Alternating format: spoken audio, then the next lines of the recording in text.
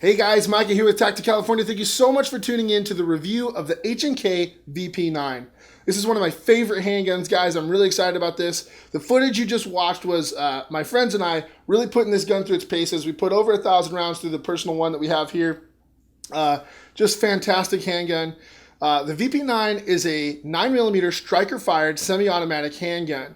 It has about a 4-inch barrel and it has a full Picatinny rail on the bottom, which is great. H&K used to have their own proprietary rail that they would put on some like older models, like some of their USPs and stuff, and that really limited what you could put on the bottom of it. So I'm really stoked that they put the full pick rail on there. That allows me to get the Surefire XC1 you're seeing right here onto the gun, no problem, and kudos to them for getting rid of that proprietary thing. That was nonsense. Inside the case, you'll find, obviously, the VP9, 3 sets of back straps, and 3 sets of the left and right side panels. This is completely customizable grip, and it truly changes the game for trying to get the gun to fit your hand specifically.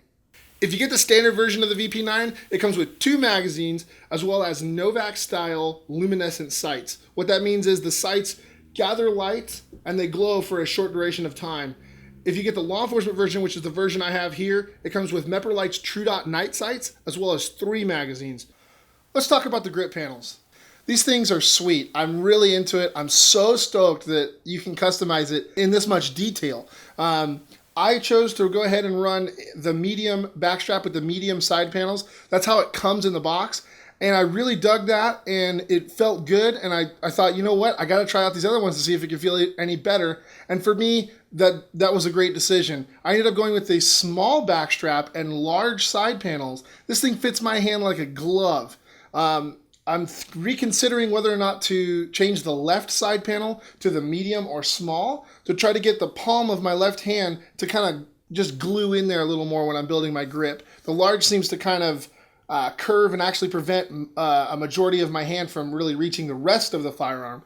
So I might reduce the left one, but definitely going to keep the right one large. So that's an idea, guys. It's super. You can get as creative as you can be with customizing these grips. It was an excellent idea. I'm very excited that HK decided to put these on the VP9. One of the features I really dig on the HK VP9 are these cocking ears they've put on the rear here. They extend just a little bit past the slide, not enough that they'll snag on something, but they really do aid if you're a slingshot cocker. They really help you grab onto it like so.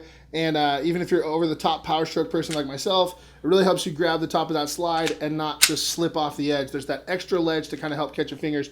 This is one of my favorite features that HK put on the VP9. When I first picked up the HK VP9, I did nothing to it. I did not put any lubricant on it, nothing. I wanted to see how it was going to run from the factory in its, standard configuration. I put 1,150 rounds through this thing over the course of 2 months. I pushed it hard. The entire time I did not clean it. I felt that would be an injustice to the review. I really wanted to make sure that this thing could get dirty, stay dirty. I got this thing hot, and that's another thing I want to talk about, guys. The reliability is excellent. The gun had no failure to feeds, failure to fires, failure to ejects, no double feeds. I had 0 issues with this handgun. That's not to say it won't have an issue. It's just to really establish how reliable this handgun was for me. I ran all sorts of ammunition through it. I ran 124 grain, 147 grain, 115 grain. I did reloads. I did Winchester. I shot Hornady, critical defense. I shot a myriad of rounds through this gun, and it ate it all up. It loved it. So definitely checking the box there. That thing can eat anything, feed anything. It just doesn't care what you're doing to it. So let's talk about heat. This gun gets pretty hot. More so than my Glock 19, more so than my Beretta 92F. You name a handgun, I've probably shot it, and they don't get as hot as the VP9 does. Particularly right here on the front of the slide. It gets pretty hot. My thumb goes forward there, and it contacts the slide. It's not enough to say, ouch, and take your hand off, but it's enough that it grabbed my attention. Wow, the slide is really warm. What I did was I tried to see how hot I could get it before I could take my thumb. I had to take my thumb off, and I put about 250 rounds through it, and I just couldn't touch it anymore. It was too hot. Those weren't fast strings of fire. It was about 1 shot per second because the range I was doing that test at would only allow you to shoot 1 round per second. So if that gives you some indication, guys, really not something to be concerned about, just something to note. This is the law enforcement version, so it does come with the Meprolite True Dot night sights. I really like these sights. I was planning on replacing them with the Trichicon HD night sights, but I don't have a reason to. These work extremely well. I'll roll in some night shooting footage here. The camera doesn't really pick up the front sight, but trust me, it glows just as bright as the rear sights there. The edge of the rear sight has a nice cant forward, which really allows you to rack it off something. Really good for one-handed manipulations if you need to do that. And unlike some night sights, these ones follow the curve of the end of the slide here. The rear edge, which is not important to keep sharp, goes forward. I really, really like that. The HDs that are on my Glock, for example, they go the other way, and it can kind of dig into you if you're concealed carrying. So something to consider if you're going to put HD sights on yours or thinking about what night sights to put on there. I definitely recommend these Meprolite True Dots. Let's talk about accuracy. This gun is incredibly accurate. I've said this to a lot of customers in our store. Most guns will shoot more accurately than you could ever shoot. Even little 3-inch revolvers. I mean, most people don't have the, robotic rigidity to shoot as accurate as a firearm can. I was able to get out to 100 yards and shoot at 100 yards with this handgun. I miss a lot. That's not the gun's fault. That's me. But I can successfully shoot at 100 yards with this handgun. So I know it's capable of that and probably more. Let's talk about these controversial magazine release tabs. So a lot of people, and this is for most HKs, not just the VP9, but most people are so used to having a push button here that they flip it and they do this and they don't know what to do. And I have to explain to them that it's a paddle and you push down on the paddle instead of in on a button to release the magazine. I prefer this system. The reason I prefer this system is because when I am shooting a push button magazine release, I have to break my grip on the firearm. The grip has to change so my thumb can reach the button, okay? I don't have to do that with this. Not because I can reach it with my thumb. I still can't, and that's a good thing. You don't want to accidentally hit that while you're firing.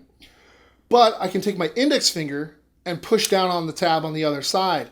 This is faster for me. I don't have to worry about readjusting my grip and then establishing another firm firing grip before firing again. I can just move my index finger without changing my grip and push back out. That saves time, that saves effort, and that's less for me to think about. I like that about the VP9 and most HKs. So while most people might say, oh, I just can't get used to using my index finger or I can't get used to these tabs, there's no excuse. You need to learn how to use a myriad of different firearms, okay? You should be able to be proficient enough with any gun you pick up so that if the situation ever arose and someone handed you one of these and said, hey, help me fight, you could. Another thing, for the index finger thing, this is almost identical to shooting an AR-15. As we know, the magazine release on an AR-15 is on the right side, and you push it with your index finger. So for me, I really don't have to think that much about it. I just use my index finger to hit the button, insert a new mag, and push back out. So I really, really, really dig this. In fact, I will say it, I favor this magazine release over push-button magazine releases now.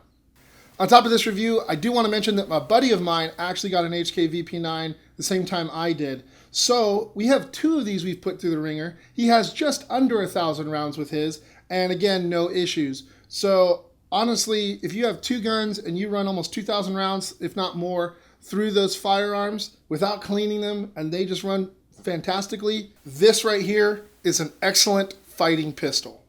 If you like this video, please click like and subscribe to the channel for more reviews and other videos we got coming your way.